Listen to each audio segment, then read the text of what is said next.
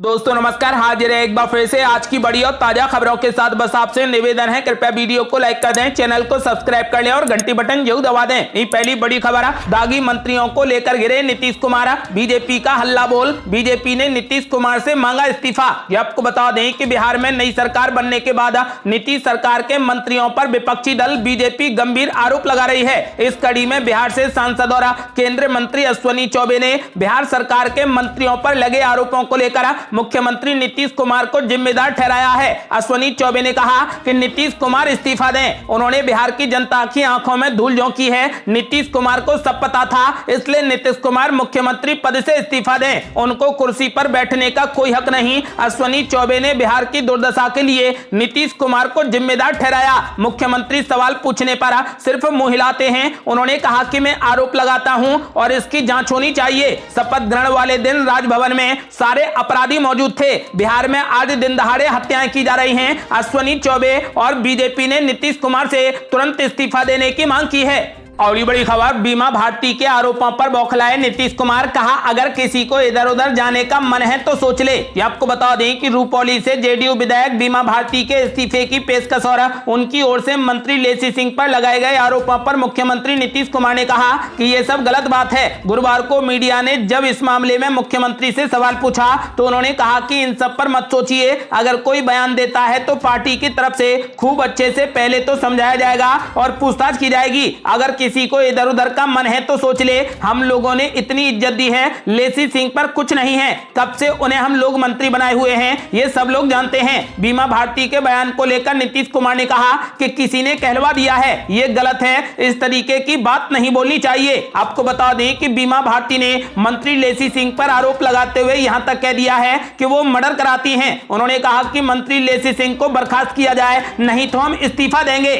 और ये बड़ी खबर, बिहार में कृषि मंत्री सुधाकर सिंह भी आरोपों में घिरे। नीतीश कुमार पर बढ़ा दबाव। ये आपको बता दें कि बिहार में कैबिनेट विस्तार के बाद मुख्यमंत्री नीतीश कुमार के मंत्रियों के बीच में विभागों का बंटवारा भी हो गया है। इस बीच नीतीश मंत्रिमंडल में शामिल कई नए मंत्रियों पर गंभीर आरोप के बाद विवाद खड़ा हो गया है। बिहार के नए कानून मंत्री कार्तिक कुमार के अलावा नीतीश कैबिनेट में कृषि मंत्री सुधाकर सिंह भी आरोपों में घिर गए हैं। बिहार में नई सरकार के बीच विभागों के बंटवारे के बाद जैसे ही सुधाकर सिंह के साथ कृषि मंत्री का तमगा जुड़ा, इनके साथ जुड़े विवादों का पुलिंदा भी खुल गया। आरोप लग रहे हैं कि चावल घोटाले के आरोपी को ही कृषि मंत्री का ओहदा दे दिया गया। आरजेडी विधायक और प्रदेश अध्यक्ष जगदानंद सिंह के बेटे सुधाकर सिंह पर आरोप है कि ये भी उन लोगों में शामिल हैं जिन पर एसएफसी के करोड़ों रुपए के चावल गबन का आरोप है, जिसको लेकर साल 2013 में रामगढ़ थाने में मुकदमा दर्ज हुआ था। आरोप है कि सुधाकर सिंह ने भी 69 लाख रुपए का चावल एसएफसी में जमा नहीं करवाया था, जिसमें 10,50,000 की रिकवरी विभाग की तरफ से कर ली गई है, लेकिन बाकी बचे रुपयों के लिए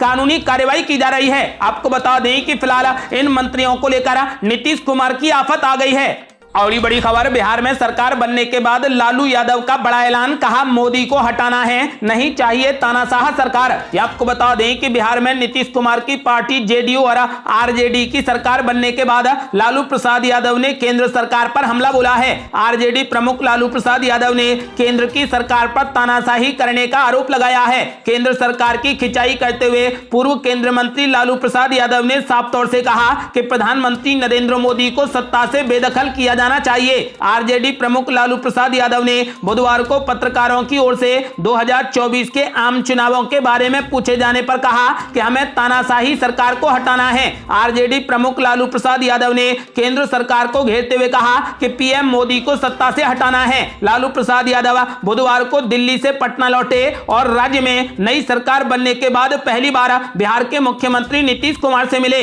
नीतीश कुमार ने बीजेपी के साथ गठबंधन तोड़कर नई महागठबंधन सरकार बनाई है। बिहार के उप मुख्यमंत्री और लालू प्रसाद यादव के बेटे तेजस्वी यादव ने ट्विटर पर दोनों नेताओं के बीच में मुलाकात की तस्वीरें भी साझा की हैं।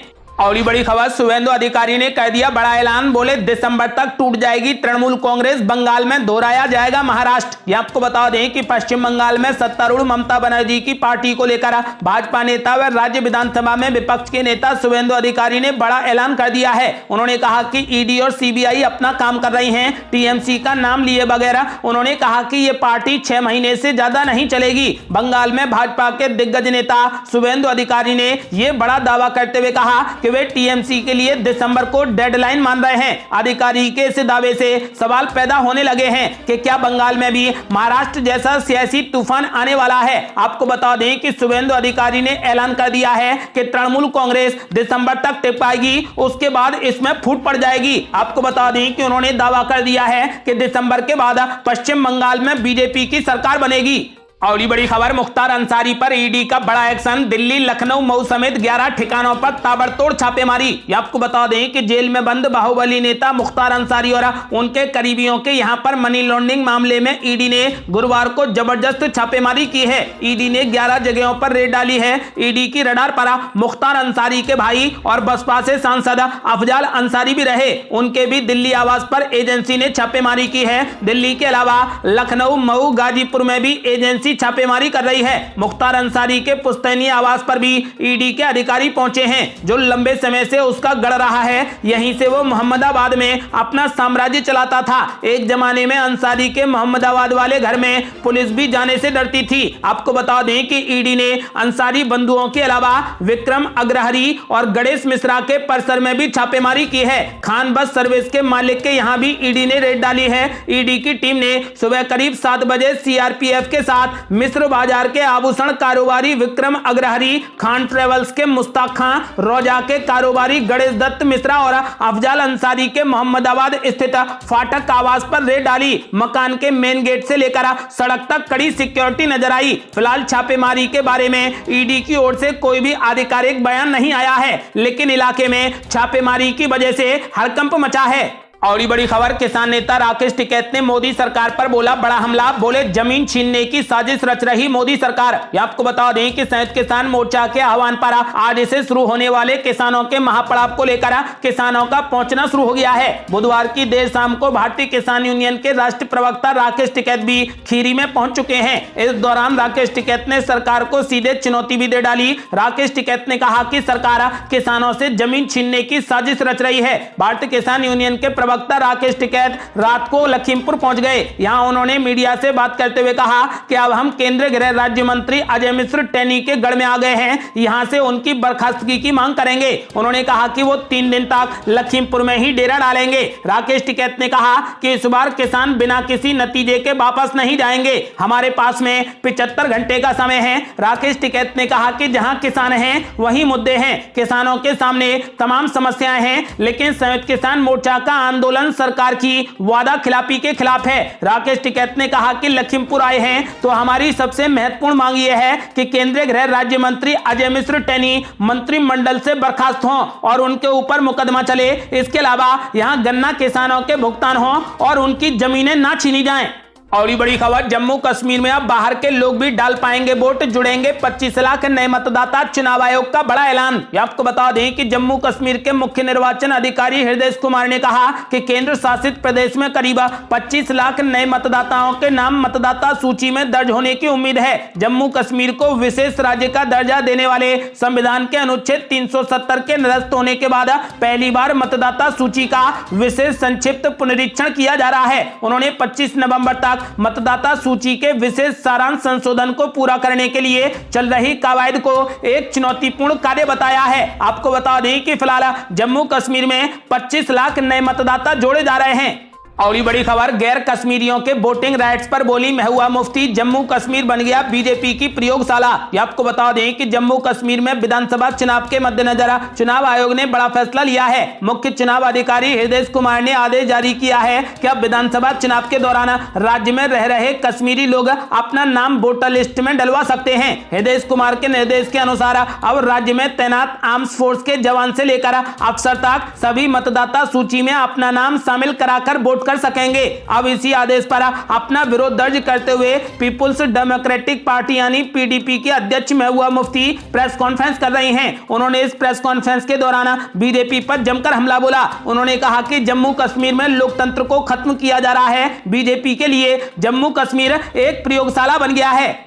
और ये बड़ी खबर, शहनवाज हुसैन को दिल्ली हाईकोर्ट से लगा बड़ा झटका। बीजेपी नेता के खिलाफ दर्ज होगा रेप का केस। ये आपको बता दें कि दिल्ली हाईकोर्ट ने केंद्र सरकार और बिहार सरकार में मंत्री रहे बीजेपी नेता शहनवाज हुसैन को बड़ा झटका दिया है। दरअसल दिल्ली हाईकोर्ट ने 2018 के एक मामले में शहनवाज हुसैन की याचिका को खारिज कर दिया है। इस याचिका में निचली अदालत के उस आदेश को चुनौती दी गई थी जिसमें उनके खिलाफ यौन शोषण के आरोप में एफआईआर दर्ज करने को कहा गया था। हाईकोर्ट ने दिल्ली पुलिस को निर्देश दिया है कि इस मामले में 3 महीने में अपनी जांच पूरी कर रिपोर्ट निचली अदालत के सामने रखें। साल 2018 में एक महिला ने केंद्र और बिहार सरकार में मंत्री शहनवाज हुसैन पर आरोप लगाया था कि उसके साथ छतरपुर फार्म हाउस में रेप किया गया। इसके अलावा जान से मारने की भी धमकी दी गई। आपको बता दें कि शहनवाज हुसैन ने इन आरोपों को बेबुनियाद बताया है। आपको बता दें कि दिल्ली हाईकोर्ट ने अब अपने आदेश में कहा कि दिल्ली पुलिस इस मामले में एफआईआर दर्ज करे और 3 महीने में अपनी जांच पूरी कर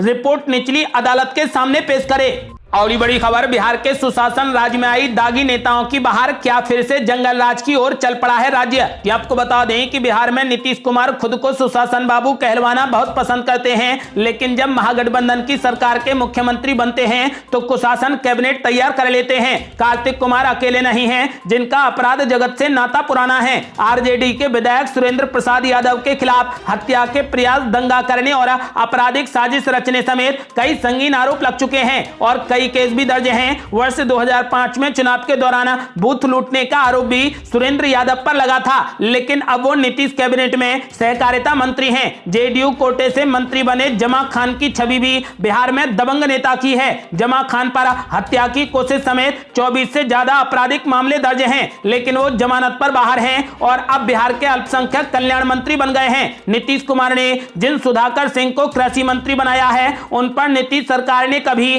चावल घोटाले का केस किया था। यह घोटाला 2013-14 में हुआ था और यह मामला अभी भी अदालत में चल रहा है। आपको बता दें कि अंदाजा लगाइए कि बिहार को अब कैसे लोग चलाएंगे। आपको बता दें कि फिलहाल बिहार में अब तगड़ा बवाल मचा हुआ है। प्रशांत किशोर ने भी साफ कर दिया है कि यह सरकार ज्यादा दिनों तक नहीं चलेगी। और ये बड़ी खबर, अगले चुनाव से पहले बिहार में फिर होगा बड़ा उलटफेर। जेडीयू आरजेडी गठबंधन पर प्रशांत किशोर ने कर डाली बड़ी भविष्यवाणी। ये आपको बता दें कि बिहार में हुए हालिया राजनीतिक बदलावों को लेकर चुनावी रणनीतिकार प्रशांत किशोर ने कहा कि आने वाले समय में फिर से बड़ा उलटफेर होगा। उन्होंने उप मुख्यमंत्री तेजस्वी यादव के 10 लाख नौकरियों के दावों पर कहा कि नीतीश कुमार अगर 5 लाख लोगों को अगले 1 से 1.5 साल में नौकरी दे देते हैं तो मैं अपनी मुहिम छोड़कर उनको बिना विवाद अपना नेता मान लूंगा। प्रशांत किशोर ने आगे कहा कि 10 लाख नौकरियों का वादा जनता को बेवकूफ बनाने का सीधा साधा तरीका है। उन्होंने पूछा कि आप इतनी नौकरियां कहां से लाएंगे? जिन लोगों को आपने नौकरी दी हुई है आप उनको पिछले 6 महीने से तनख्वाह नहीं दे पा रहे। प्रशांत किशोर ने बड़ी भविष्यवाणी कर दी है। उन्होंने साफ कर दिया है कि अगले चुनाव से पहले बिहार में फिर से बड़ा उलटफेर होगा। ये थी अब तक की बेहद बड़ी खबरें। यदि आप भी चाहते हैं कि भारत जल्द से जल्द कोविड मुक्त हो जाए तो इस वीडियो को लाइक कर अपनी राय हमें कमेंट बॉक्स में जरूर दें। यदि आपने अभी तक हमारे चैनल को सब्सक्राइब नहीं किया है तो कृपया चैनल को सब्सक्राइब कर घंटी बटन जरूर दबा दें। जल्दी मिलते हैं बड़ी अपडेट के साथ, तब तक के लिए जय हिंद, जय भारत।